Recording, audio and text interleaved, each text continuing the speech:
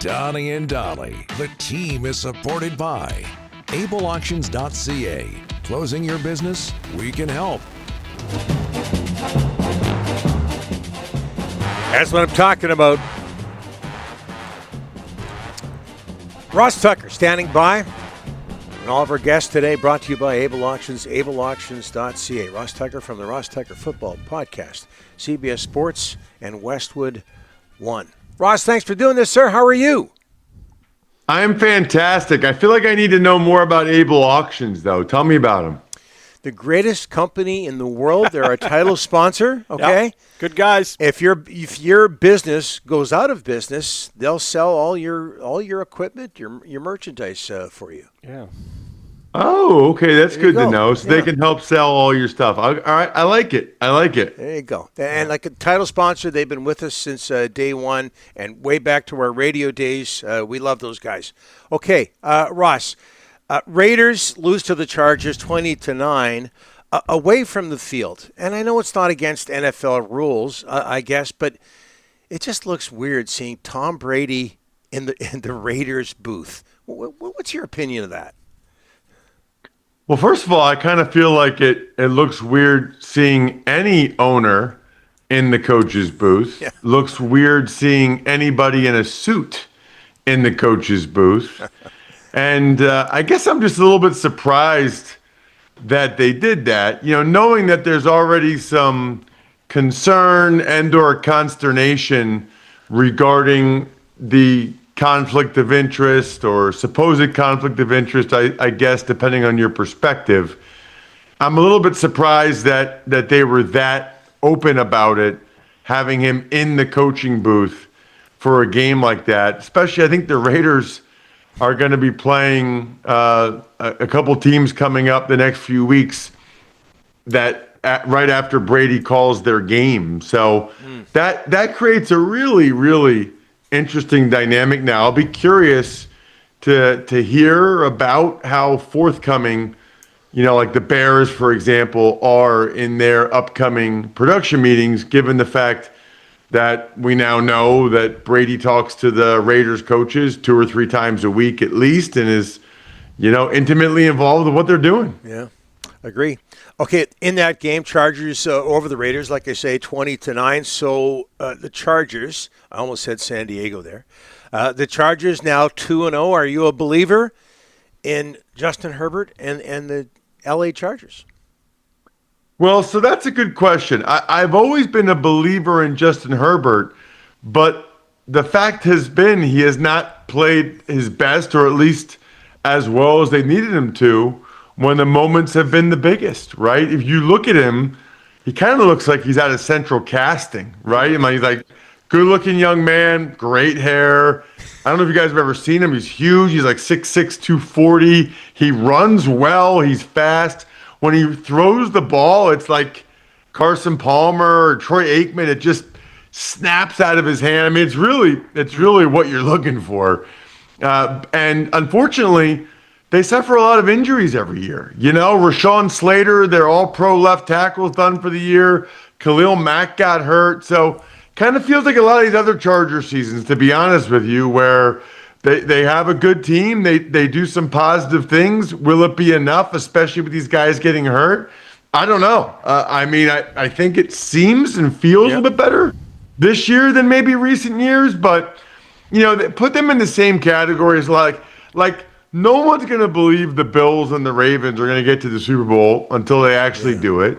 No one's going to believe that the Texans take the next step to get to the conference championship game until they do it. No one's going to believe, quite frankly, that the Chargers will win a playoff game until they do it. It feels like a lot of these teams, maybe in particular in the AFC, are like running on a treadmill, I don't know if they're gaining ground that way or that way. They're just kind of staying on the same pace. Hey, Ross, the Seahawks, you know what? They lose a close one week 1. Going to Pittsburgh, big win, new offensive coordinator, 6 changes on offense. What about Sam Darnold this week as opposed to last week? He was much better. Much better. Now, I will say this. I'm a little bit perplexed as to how the Steelers' defense is looking this bad, these first couple. I mean, they made Justin Fields look like an MVP candidate. They let Breece Hall rush for over 100 yards against them. And then obviously the Seahawks had tremendous success as well. I don't know what's going on with Pittsburgh's defense, but if you're a Hawks fan, you got to feel a lot better this week than you did last week, right? I mean, at least they not only won a game, but they looked better on the offensive side of the ball. Because I think after week one, people certainly, and maybe rightfully so, had some legitimate concerns as it relates to what they had seen from Sam Darnold and the offense. My biggest thing is, like, I am fascinated by this thing where the Seahawks win every road game but lose every home game now. I have no explanation for that. I would love to hear some explanation from someone. Yeah, their home record not great. Hey, Daniel Jones struggled with the Giants for so many years. He's got the Colts at 2-0. They have not punted in the first 2 games. Where did this guy come from? Can he keep it up? Hold on one second. Donnie, can you pronounce the word RECORD, please? Record. Yeah, record. I said Donnie, not you, Rick. Donnie. Record. Okay? Yeah, record. And Donnie said it correctly. He said record. I'll let a lot of this Canadian stuff go since it's your show and it's on in Canada. But record? 2-0 record. Yeah. Record? They do not. Hey, that's what even is strange Ryan- for us, Ross. It's even strange for 2-0 us. record. What's good, a big good, deal, good, Ross? good. A 2-0 record. No, the deal is, Rick, you're representing an entire region and an entire country. Okay? Record. British Columbia, Vancouver. Canada. I love a lot of the, a lot of the way that you guys say a bunch of things. I think you're better in some way. But, organization. I kind of love organization. But record? No, I'm not letting that fly. That's terrible, Rick. I'll work on it. At least Donnie says it, right? There's no way I'm working Ryan on it. Henderson, the greatest producer in Canada, says record. No way. Ryan? He says it like that. No, record. Record. Record. Yeah, It's not different than record. you. Okay, 2-0 record. I'm going to cut it out. I'm going to cut it out, Ross. Take it to the bank. Take it to the All right, what bank. was the question? Colts, This is the problem with the show. Daniel- It distracts me from what even the question's supposed to be. Colts. When you're making up pronunciations, it's not even a Canadian thing. Nobody says record. Okay. Nobody. If you say record and you have Rick's back, hit me up on social media at Ross Tucker NFL. Or you know what? You should feel so bad about yourself that you should get a myfrontpagestory.com for yourself if you're the type of person that goes around life saying record. I mean, are you kidding me? Now the Seahawks have a 1-1 record. Record. That sounds like a fun sport to watch. I'm never Let's see saying what record. their record will be after this game. With you again. I'm never saying record again with you again. Daniel Jones, what the heck's going on? He's good. He's lights out. Yeah, he's good. This is a good question, Rick, because yours truly will be on the CBS call for Colts Titans on Sunday. So I've been studying the Colts. He looks really good. I mean, there's a lot of things that aren't good for the Giants in recent years, losing games and all that stuff. But it's got to be especially bad. Saquon leaves, and the first year is the offensive player of the year. I mean, if we voted on it right now, it'd probably be Daniel Jones for this year, which there's a lot of football to be played, but he looks like a great fit in Shane Steichen's offense. Clearly, he's got a much better O-line and skill guys around him. I mean, it's funny how that works, isn't it? Yeah. Hey, Ross, former offensive lineman, what goes through your mind when you see Cowboys guard Tyler Smith extend $96 million over 4 years? What goes through your mind? Couple thoughts. One is it would have been really, really cool if I had been a better player.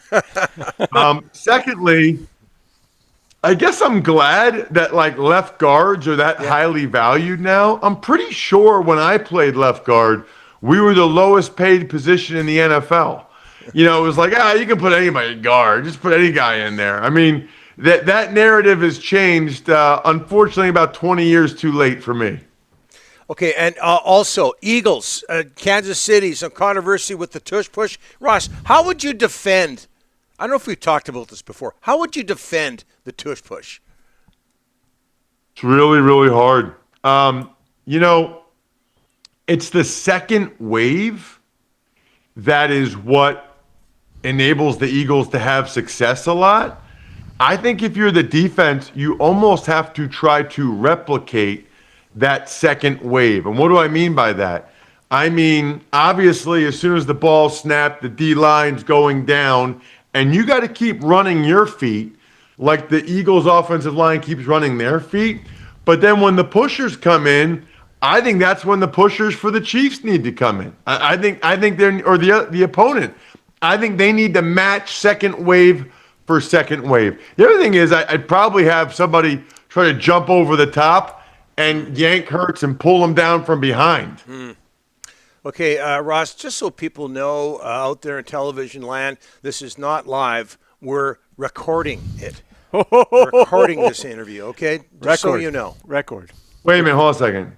We're recording the interview. Yeah. Recording. Yeah. Yeah, it's not. Recording is correct. Recording. We're not recording. recording. I think I got Are we recording this interview, Rick?